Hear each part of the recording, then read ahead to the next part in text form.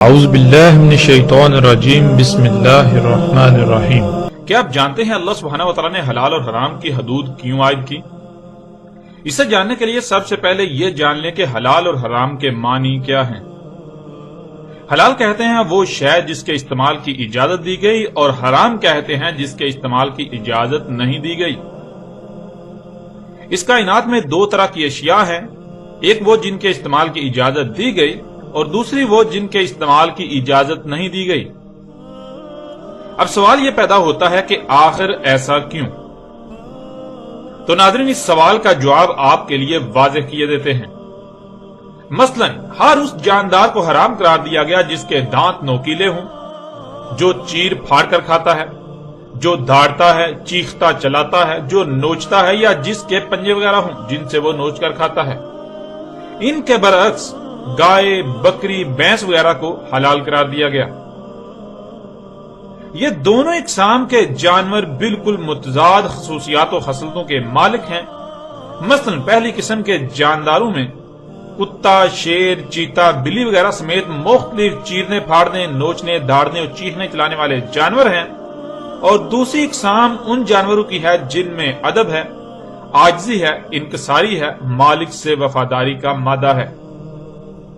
پہلی اقسام کے جانوروں میں سے اگر آپ نے کوئی پالا ہوا ہو اور وہ بھوکا ہو، آپ اسے کھانے کو نہ دیں تو وہ مالک سے بغاوت پر اتر آئے گا، یہاں تک کہ مالک کو ہی چیر پھاڑ ڈالے گا۔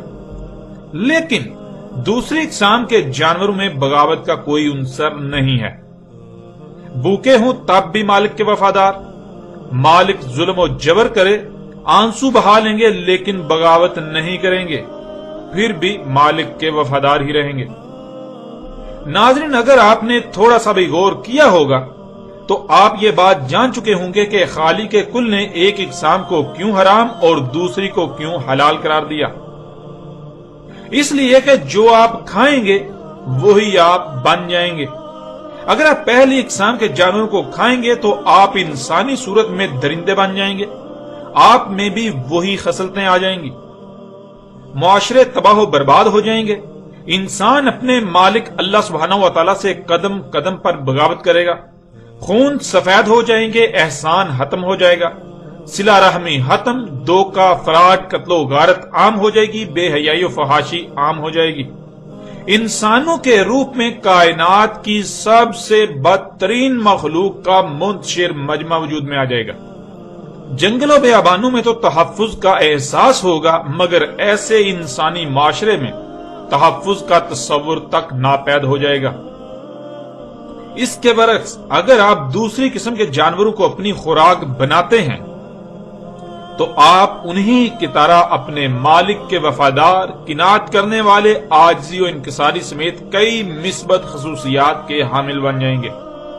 ایک دوسرے کا احساس ہوگا، دوسروں کے درد کو اپنا درد سمجھیں گے، کسی کو بھی دھوکہ دینے یا کسی قسم کا نقصان پہنچانے سے پہلے اپنے گریبان میں جان کر کئی بار اس بات کو سوچیں گے کہ اگر یہی آپ کے ساتھ ہو تو آپ کو کیسا لگے گا، آپ پر کیا گزرے گی۔ یوں کسی کو نقصان پہنچانے کا سوچیں گے بھی نہیں۔ حسد، بغض، ضد، انا پرستی و تکبر سے پاک ہوں گے۔ یوں ایک بہترین معاشرہ وجود میں آئے گا، ایسا معاشرہ جس کی مثال پوری کائنات میں نہیں ملے گی۔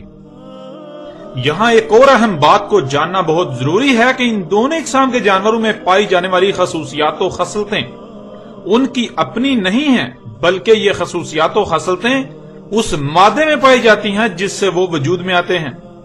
مثلا جس مادے سے کتا وجود میں آتا ہے، اگر اسی مادے کو بکرے کی خوراک بنا دیا جائے تو بکرے میں کتے کی خصوصیات و خصلتیں ظہور پذیر ہوں گی۔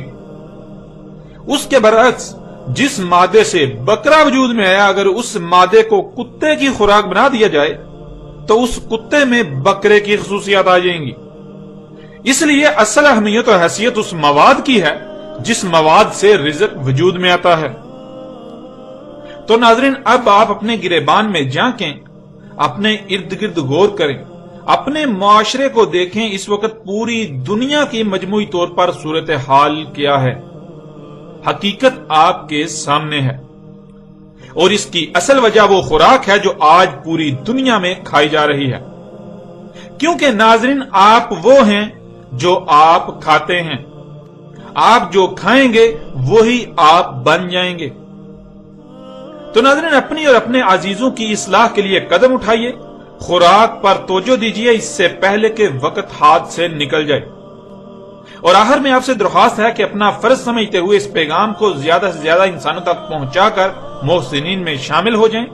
آپ کا ایک کلک نہ جانے کتنی انسانیت اور آپ کی اپنی فلاح کا سبب بن سکتا ہے، لہذا دیر مت کیجیے اور زیادہ سے زیادہ شیئر کیجیے۔ اور اگر آپ نے ہمارا یوٹیوب چینل ابھی تک سبسکرائب نہیں کیا تو آپ سے درخواست ہے کہ اسے بھی ضرور سبسکرائب کیجیے۔